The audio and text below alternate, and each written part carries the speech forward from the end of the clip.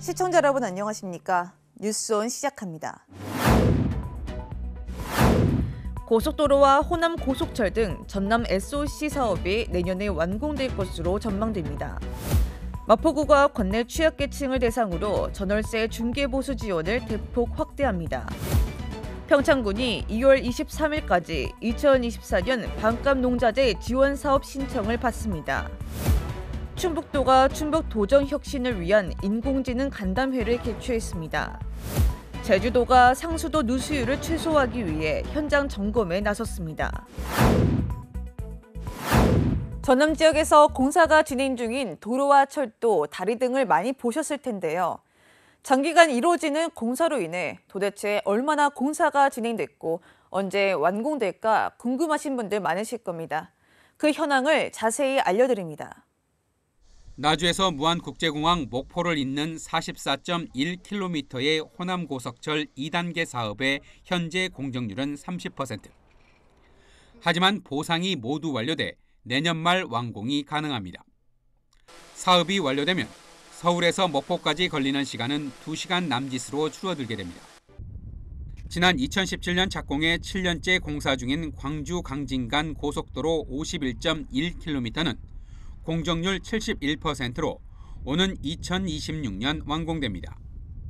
광주에서 강진까지 소요되는 시간은 66분에서 27분으로 39분이나 단축됩니다.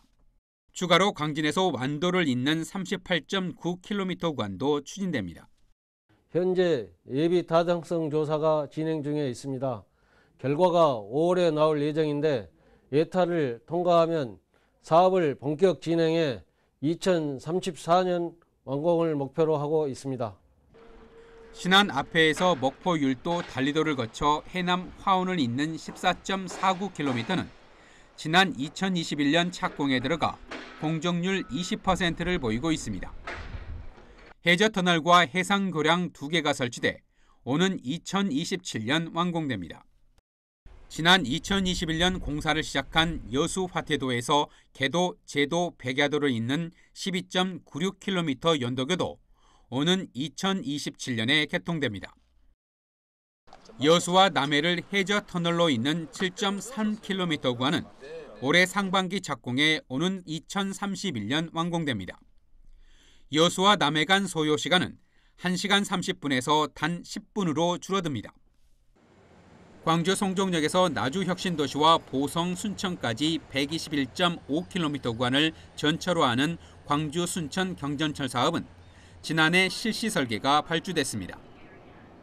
내년 하반기 착공에 들어가 2030년쯤 개통되면 광주에서 순천 2시간 16분이 43분으로 단축되고 목포에서 부산 6시간 36분은 2시간 24분으로 줄어들게 됩니다. 수도권 소식입니다.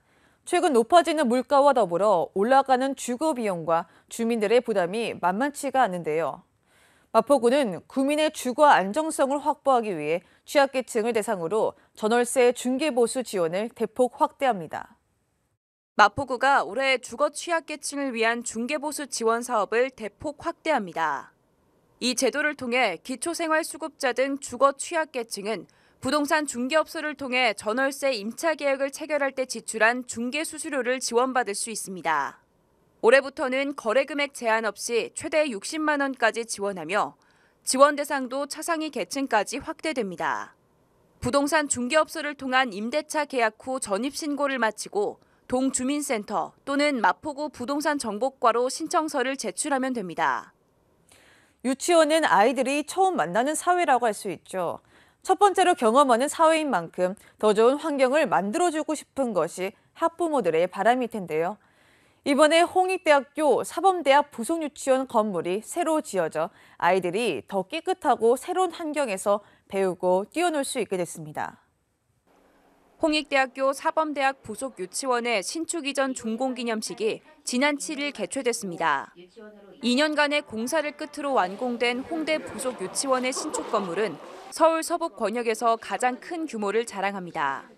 개식 선언으로 시작한 이날 행사는 다 함께 테이프를 커팅하고 현장을 투어하며 유치원의 새로운 시작을 알렸습니다. 이어 원아들이 정성껏 준비한 공연이 펼쳐졌고 축하 케이크 커팅을 끝으로 기념식은 마무리됐습니다. 광역시 소식입니다.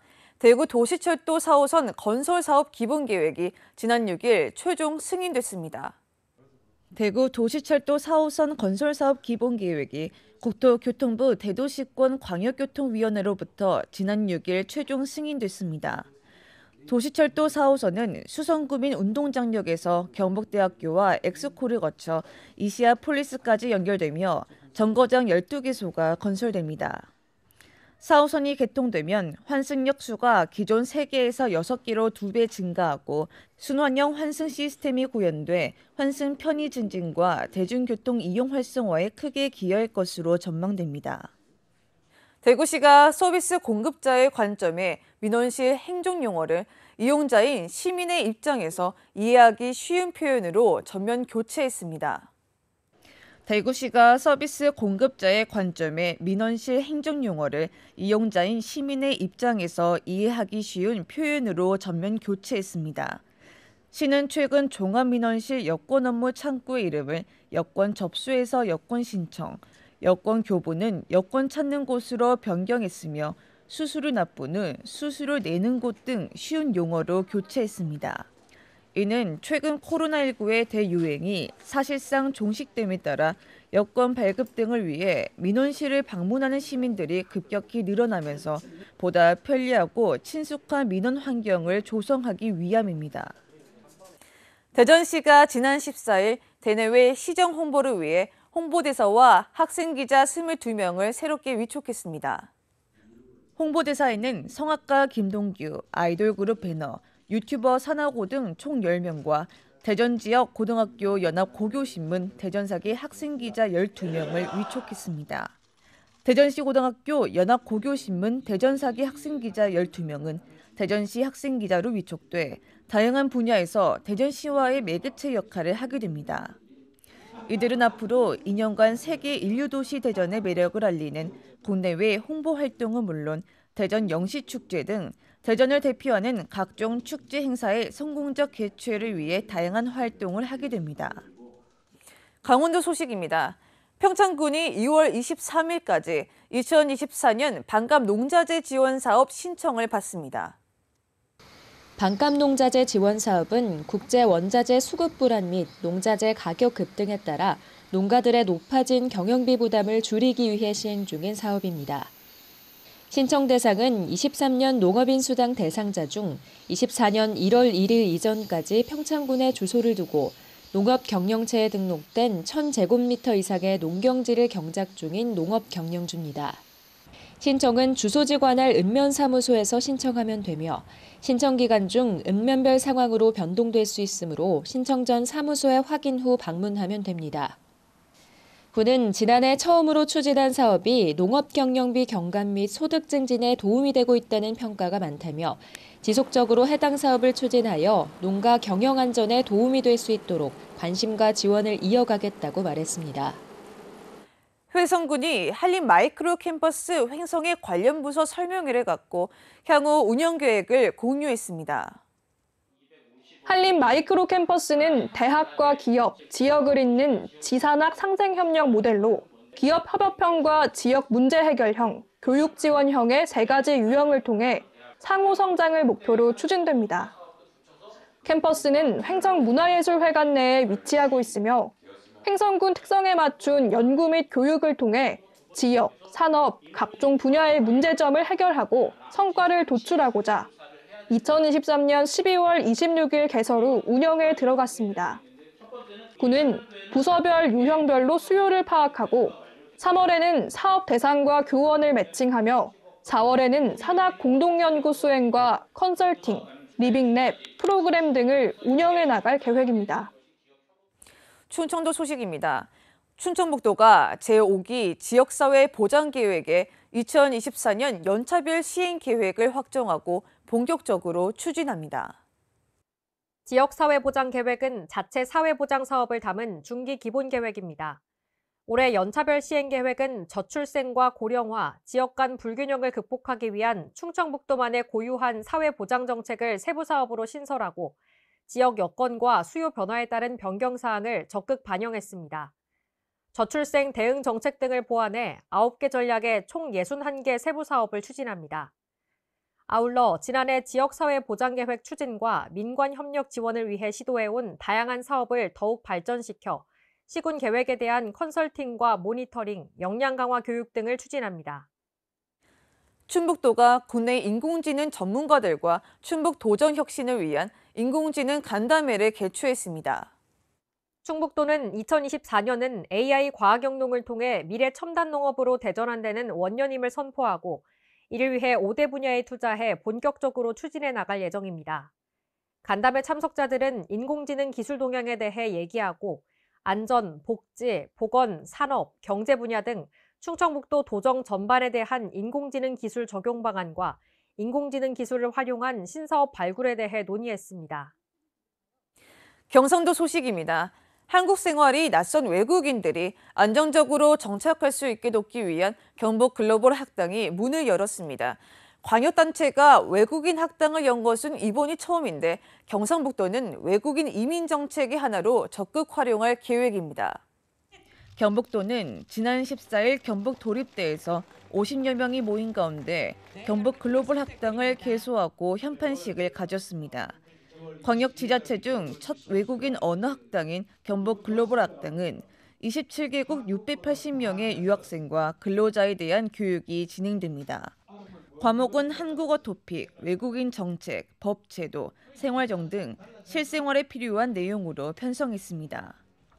경북도는 향후 교육과정 확대 및 다변화, 수료자 비자 발급 인센티브, 일자리 매칭 및 사회 적응 지원 등을 추진해 경북 글로벌 학당의 정체성과 차별성을 확보하고 외국인 정착 지원 우수 모델로 선도해 나갈 계획입니다. 지역 내 종합병원이 포항의 바이오 헬스 산업 발전을 위해 함께 뜁니다. 포항시는 지역의 5개 종합병원과 함께 바이오 특허단지 유치, 포스테 의과대학 신설 등의 힘을 모으기로 했는데요. 여러 도시가 바이오 특허단지 유치 전에 뛰어든 지금 우리 지역 병원들의 하나된 목소리가 지역 의료 위기 극복이라는 정부 기조와 맞물려 큰 힘을 얻을 것으로 기대됩니다. 국가 첨단 전략산업 바이오 특화단지 유치를 추진 중인 포항시가 30일 지역 종합병원과 함께 특화단지 유치, 지역 의료 활성화를 위한 업무 협약을 체결했습니다. 이날 업무 협약에는 포항시와 포항의료원, 포항세명기독병원, 포항성모병원, S포항병원, 좋은설림병원이 참여했습니다. 협약으로 시와 5개 종합병원은 바이오 산업 육성 및 지역 의료 활성화를 위한 생태계 조성에 협력하며 바이오 특화단지 포항 유치와 포스텍 의과대학 신설을 위해 함께 노력하기로 했습니다. 특히 포항시는 협약 체결 후 간담회에서 의료계의 어려움을 들으며 소통했고 지역 의료 서비스 확대에 종합병원이 적극 나서줄 것을 요청하기도 했습니다. 한편 시는 지난해 10월 지역의 산학연병관이 함께하는 실무추진단을 구성했으며 이를 중심으로 바이오 특화단지 유치에 총력을 다하고 있습니다. 포항시가 해도동 근린생활형 구민체육센터 건립에 첫 삽을 떴는데요. 주민 맞춤형 구민체육센터의 롤모델로 건강한 포항에 새바람을 일으킬 전망입니다. 지난 1월 30일 포항시는 해도동 근린생활형 국민체육센터 건립 착공식을 개최했습니다. 해도동 근린생활형 국민체육센터는 시민생활체육공간으로 문체부 체육기금 포함 총 사업비 119억 원이 투입됩니다.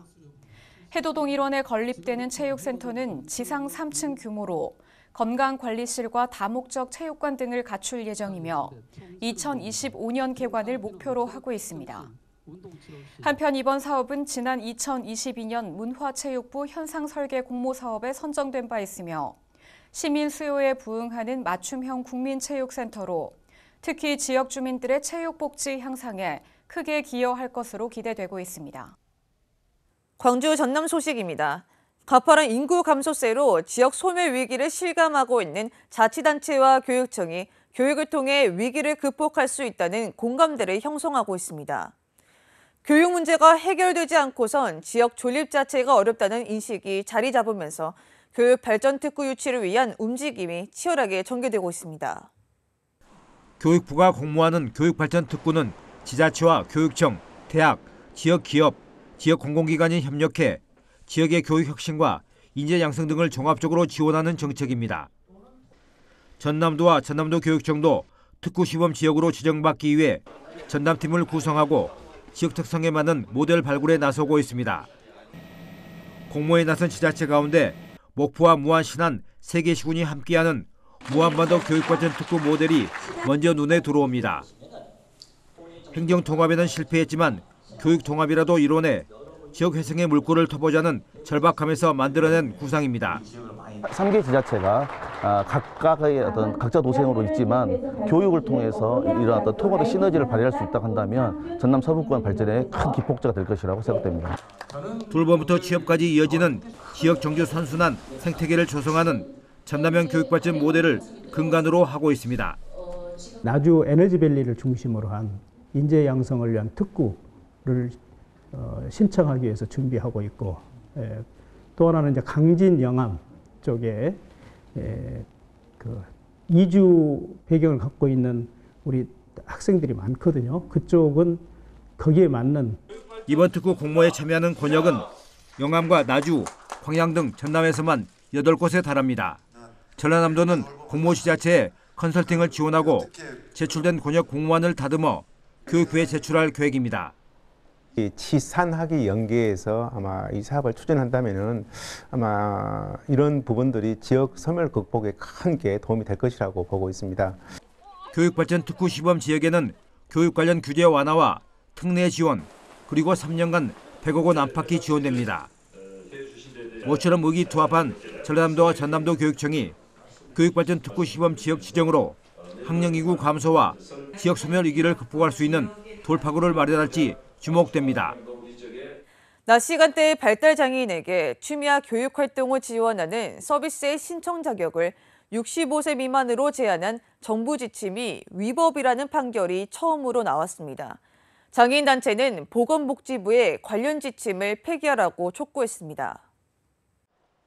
발달장애인 이모 씨는 지난해 4월 30일 황당한 통보를 받았습니다.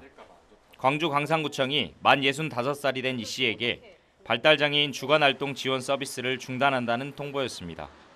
만 65세 이상은 서비스를 받을 수 없다는 보건복지부의 지침을 근거로 들었습니다. 이 씨는 한 달 뒤 중단 처분을 취소해달라고 행정소송을 냈습니다. 광주지법은 소송 제기 8개월 만에 이 씨의 손을 들어줬습니다. 65세 이상 발달장애인에 대한 주간활동 서비스를 일률적으로 중단한 처분은 불합리한 차별이라는 겁니다.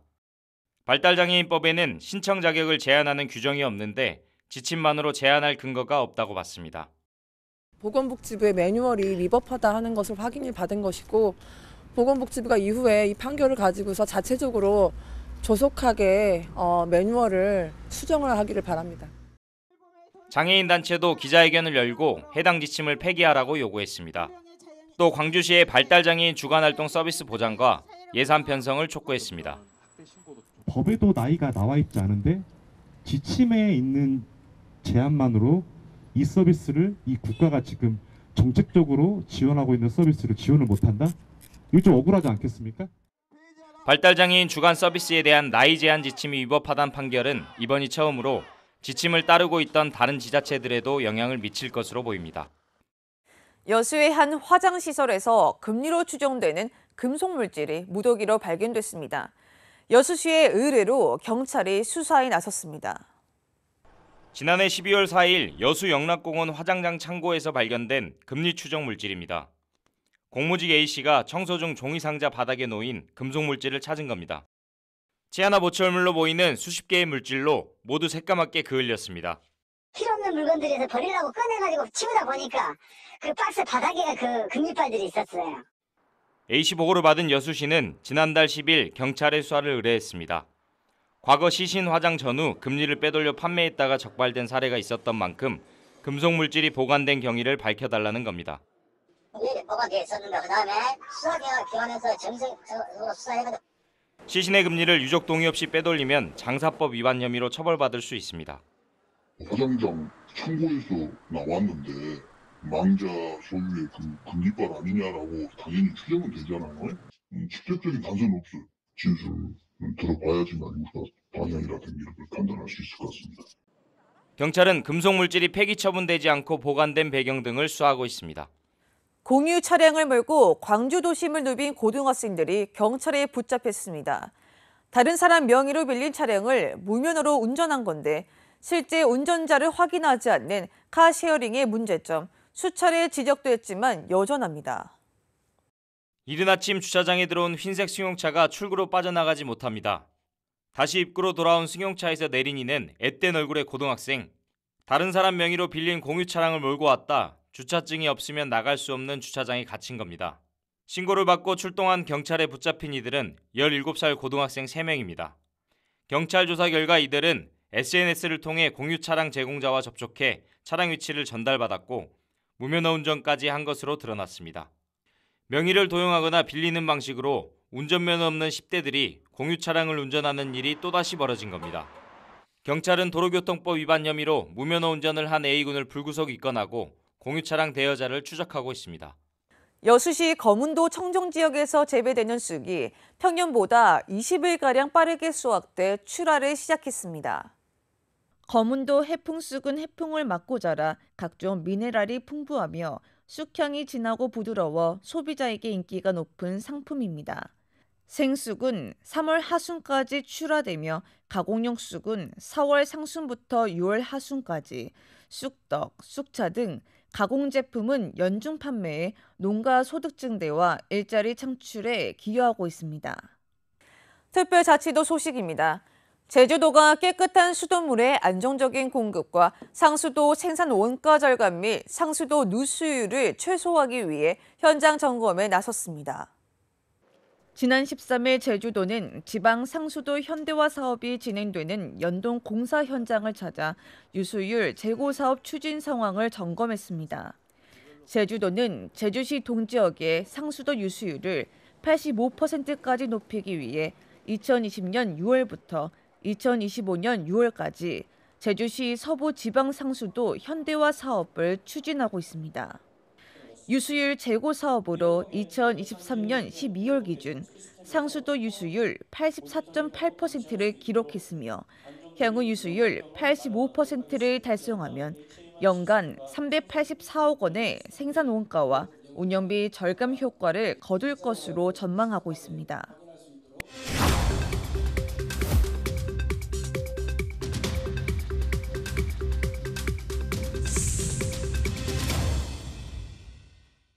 클릭 행사 톡톡 시간입니다. 이번 주는 경상북도 청도군에 있는 청도 정월대보름 민속 한마당을 소개해드리겠습니다. 정월 대보름날 달맞이를 위하여 경북 청도군에서 청도 정월대보름 민속 한마당을 2월 24일에 개최합니다.